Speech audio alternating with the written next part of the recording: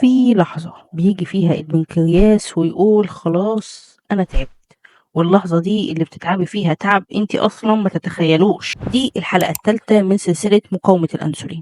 لما جسمك بيفضل في حالة مقاومة الأنسولين لفترة طويلة طبعا البنكرياس بيكون تعب وجاب آخره، وهنا بيعلن الاستسلام. فإيه اللي بيحصل؟ جسمك بيفضل فيه السكر عالي بس بشكل مزمن ومدة طويلة جدا، فهنا بندخل في مرحلة مقدمات السكر.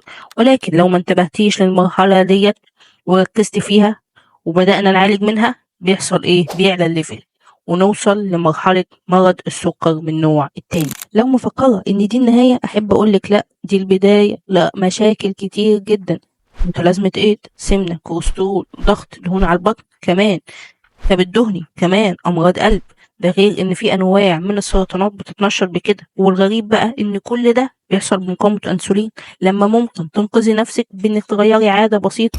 لو حاسة ان جسمك بيبعتلك اشارات غريبة ومش فاهماها، ممكن جدا تكون بداية لمقاومة انسولين. فتأكدي تكوني متابعاني عشان الحلقة الجاية هقولك اهم الاسباب اللي توصلنا للحالة دي. بعتيها للي يهمك وعيشيها بصحة.